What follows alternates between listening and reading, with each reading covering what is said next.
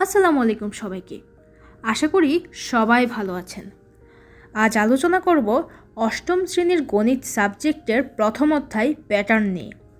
আর আলোচনার মূল বিষয় প্যাটার্ন কি, স্বাভাবিক সংখ্যার প্যাটার্ন, মৌলিক সংখ্যা নির্ণয় এবং সংখ্যা শ্রেণীর নির্দিষ্ট সংখ্যা নির্ণয়। আচ্ছা ঠিক আছে, এখন আমরা এখানে যা লেখা আছে স্ক্রিনে তা একটু পড়ে নিই, তারপর আপনাদেরকে বুঝিয়ে দিচ্ছি। তো বৈচিত্র্যময় প্রকৃতি নানা রকম প্যাটার্নে ভরপুর। প্রকৃতির এই বৈচিত্র্য আমরা গণনা ও সংখ্যার সাহায্যে উপলব্ধি করি। প্যাটার্ন আমাদের জীবনের সঙ্গে জুড়ে আছে নানাভাবে। শিশুর লাল নীল ব্লক আলাদা করে একটি প্যাটার্ন। লালগুলো এদিকে যাবে, নীলগুলো ওই দিকে যাবে, সে গণনা করতে শেখে। সংখ্যা একটি প্যাটার্ন। আবার 5-এর গুণিতকগুলো শেষে 0 বা 5 থাকে, এটিও একটি প্যাটার্ন। সংখ্যা প্যাটার্ন চিনতে পারা এটি গাণিতিক সমস্যার সমাধানে দক্ষতা অর্জনের গুরুত্বপূর্ণ অংশ। আবার আমাদের পোশাকে নানা রকম বাহারি নকশা, বিভিন্ন স্থাপনার গায়ে কারুকার্যময় নকশা ইত্যাদিতে জ্যামিতিক প্যাটার্ন দেখতে পাই। এ অধ্যায়ে সাংখ্যিক ও জ্যামিতিক প্যাটার্ন বিষয়ে আলোচনা করা হবে। আচ্ছা ঠিক আছে, এখন প্রশ্ন জাগতেই পারে যে প্যাটার্ন জিনিসটা আসলে কি। আমি বলছি যে প্যাটার্ন হচ্ছে নমুনা কারুকার্যের নকশা। আমাদের চারপাশে অনেক কিছুরই আমরা প্যাটার্ন দেখতে পাই, যেমন বুক সেলফের বই সাজিয়ে রাখা একটা প্যাটার্নের মধ্যে পড়ে। তারপর আমাদের ঘরের মেঝেতে যে টাইলস থাকে সেখানেও কিন্তু একটা প্যাটার্ন থাকে। আমরা টাইলসের নকশাগুলি কিন্তু একটা নিয়ম অনুসারেই সাজাই। একটা টাইলস ওভাবে বসালাম আর একটা টাইলস এভাবে বসালাম, তাহলে তো হবে না, একটা ধারাবাহিকভাবেই বসাই। মূলত এগুলোই প্যাটার্ন, অর্থাৎ নির্দিষ্ট কোনো কিছুকে সাজানো, পরিবর্তিত বা বিন্যস্ত করা কি প্যাটার্ন বলে। আরও কিছু আপনাদের সামনে উদাহরণ দিতে পারি, যেমন রুবিক্স কিউব, জামার নকশা, ট্রাফিক লাইট, পিরামিড, হাতের নকশি কাঁথা ইত্যাদি ইত্যাদি। আমি আশা করি আপনারা বুঝতে পেরেছেন প্যাটার্ন জিনিসটা আসলে কি। তো তারপর কি লেখা আছে সেটা পড়ি। নিচের প্রথম চিত্রের টাইলসগুলো লক্ষ্য করি। এগুলো একটি প্যাটার্নে সাজানো হয়েছে। এখানে প্রতিটি আড়াআড়ি টাইলসের পাশের টাইলসটি লম্বালম্বিভাবে সাজানোর এই নিয়মটি একটি প্যাটার্ন সৃষ্টি করেছে। তো আমরা যদি খেয়াল করি, একটা টাইলস সমান বরাবর গিয়েছে, আরেকটা টাইলস লম্বালম্বি, তারপর আবার সমান বরাবর, তারপর আবার লম্বালম্বি। পরের সারিতেও ঠিক এরকমভাবে একটা নিয়ম অনুসারে টাইলসগুলো সাজানো হয়েছে। তো এই পুরো চিত্রটাই একটা প্যাটার্নের জিনিস সৃষ্টি করেছে। তো দ্বিতীয় চিত্রে একটা সাংখ্যিক প্যাটার্ন দেখানো হয়েছে। আমরা যদি খেয়াল করি যে প্রত্যেকটা বর্ডারের দুই পাশে এক দেওয়া, একের বাইরে অন্য কোনো সংখ্যা কিন্তু দেওয়া নেই। এখানে দেখি যে এই 1 আর 1 যোগ করলে হয় 2, এই এখানের 1 আর এই 2 যোগ করলে হয় 3, আর 2 আর 1 যোগ করলে হয় 3, আর বর্ডারে 1 আর এই বর্ডারে 1। তারপর 1 আর 3 যোগ করলে হয় 4, 3 আর 3 যোগ করলে হয় 6, 3 আর 1 যোগ করলে হয় 4, আর এই বর্ডারে 1 আর এই বর্ডারে 1। তো এখানে কি দেখানো হয়েছে? দ্বিতীয় চিত্রে কতগুলো সংখ্যা ত্রিভুজাকারে সাজানো হয়েছে। সংখ্যাগুলো একটি বিশেষ নিয়ম মেনে নির্বাচন করা হয়েছে। নিয়মটি হলো প্রতি লাইনের শুরুতে ও শেষে 1 থাকবে এবং অন্য সংখ্যাগুলো উপরের সারির দুইটি পাশাপাশি সংখ্যার যোগফলের সমান। যোগফল সাজানোর এই নিয়ম অন্য একটি প্যাটার্ন সৃষ্টি করেছে। তো আমি যেটা বললাম যে ওই 1 আর 1 যোগ করলে হয় 2, 2 আর 1 যোগ করলে হয় 3, আবার 2 আর 1 যোগ করলে হয় 3, এটাই। তো মানে কি যে অন্য সংখ্যাগুলো উপরের সারির দুইটি পাশাপাশি সংখ্যার যোগফলের সমান। এটা একটা প্যাটার্ন সৃষ্টি করেছে। প্যাটার্ন মানে কি একটা ধারাবাহিকতা, একটা নিয়ম মেনে চলা, অথবা সাজানোও বলতে পারি। আবার 1, 4, 7, 10, 13 সংখ্যাগুলোতে একটি প্যাটার্ন বিদ্যমান।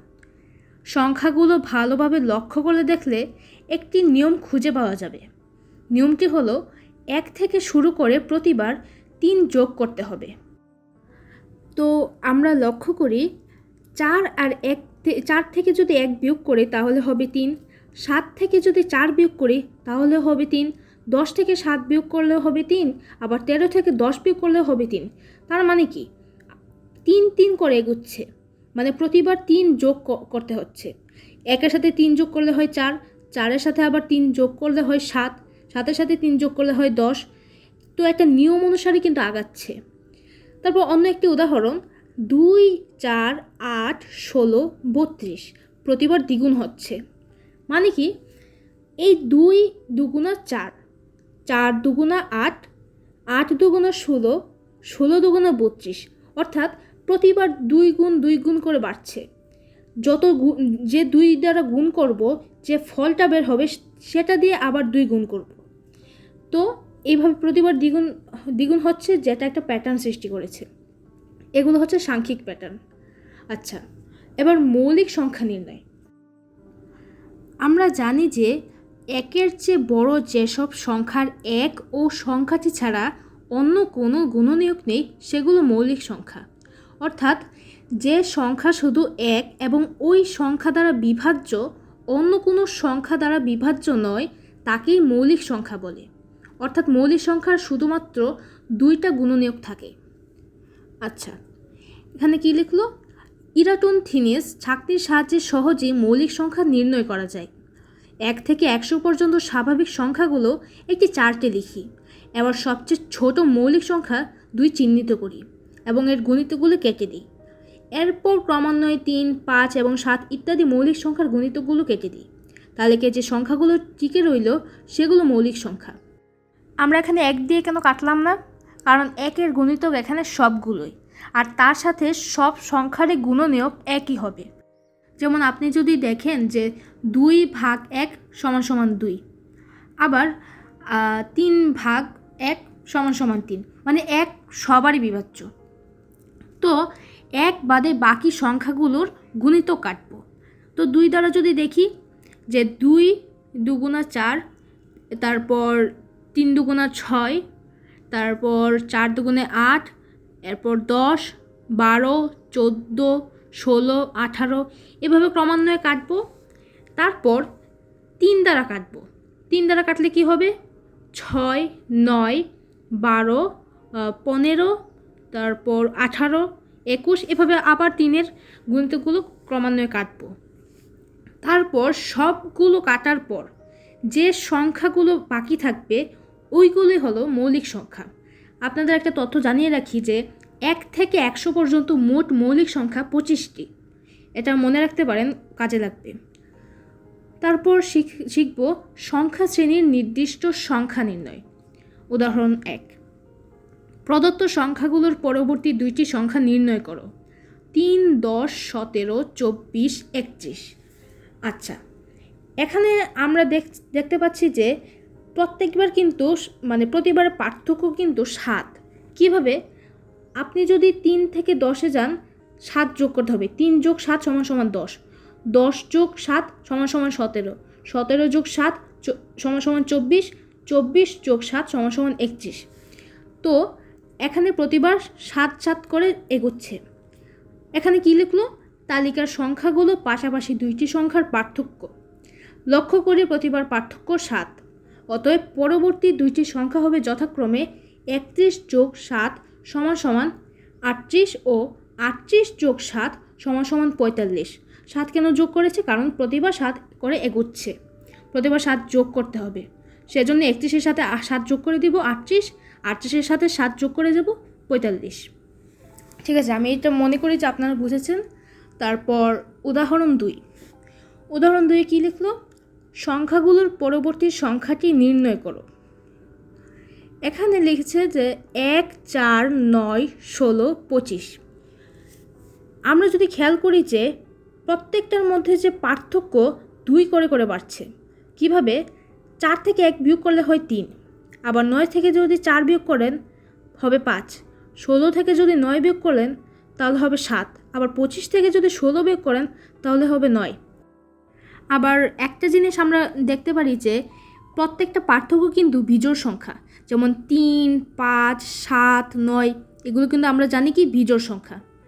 তো এখানে লিখলো যে প্রদত্ত সংখ্যাগুলো পাশাপাশি দুইটি সংখ্যার পার্থক্য।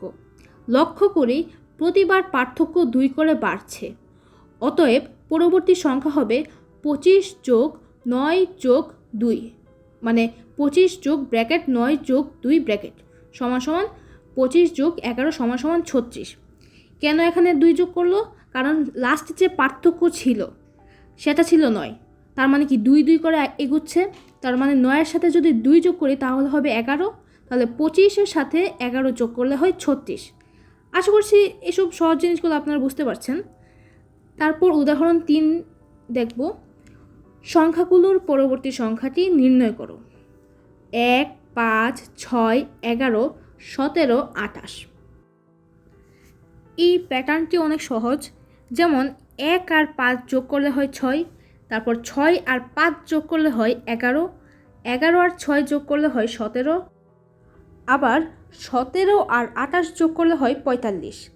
তার মানে কি এখানে লিখলো যে প্রদত্ত সংখ্যাগুলো একটি প্যাটার্নে লেখা হয়েছে, পরপর দুইটি সংখ্যার যোগফল পরবর্তী সংখ্যাটির সমান। মানে 1 আর 5 যোগ করলে হয় 6, মানে পাশাপাশি সংখ্যাগুলো যোগ করে করে পরের যোগফলটা পাওয়া যাচ্ছে। মানে 1 আর 5 যোগ করলে হয় 6, 6 আর 5 যোগ করলে হয় 11। তার মানে কি যে পরপর দুইটি সংখ্যার যোগফল পরবর্তী সংখ্যাটির সমান। অতএব পরবর্তী সংখ্যাটি হবে 17 যোগ 28 সমান সমান 45। এটাই তো। তারপর একটা কাজ দেওয়া হয়েছে, 1 0 1 1 2 3 5 8 13 21 24, তারপর ডট ডট ডট। সংখ্যাগুলোকে ফিবোনাকির সংখ্যা বলা হয়। সংখ্যাগুলোতে কোনো প্যাটার্ন দেখতে পাও কি? হ্যাঁ, অবশ্যই একটা প্যাটার্ন দেখতে পাই। যে লক্ষ্য করি 2 পাওয়া যায় এর পূর্ববর্তী দুইটি সংখ্যা যোগ করে। 1 আর 1 সমান সমান 1 আর 1 যোগ করলে হয় 2, মানে আমি এর আগের যে অঙ্কটা করিয়েছি এটাই ঠিক হুবহু একটা অঙ্ক। যেমন এরপর 3 পাওয়া যায় কোনটি? যে 2 আর 1 যোগ করলে হয় 3। 21 পাওয়া যায় কীভাবে? এর আগের দুইটি সংখ্যা, মানে 8 আর 13 যোগ করলে। এখন আপনাদেরকে বলেছে যে পরবর্তী 10টি ফিবোনাকি সংখ্যা বের করো। এটা আপনারা যোগ করে করে বের করবেন। আর আজকে এই পর্যন্তই, এটা আপনাদের বাড়ির কাছে রইল। আমি আশা করি আপনারা এটা বাসায় প্র্যাকটিস করবেন। আর এ সকল প্যাটার্ন নিয়ে আরও কিছু সূত্র পরের ক্লাসে আমরা আলোচনা করব। আর সেই পর্যন্ত সবাই ভালো থাকুন, সুস্থ থাকুন। আল্লাহ হাফেজ।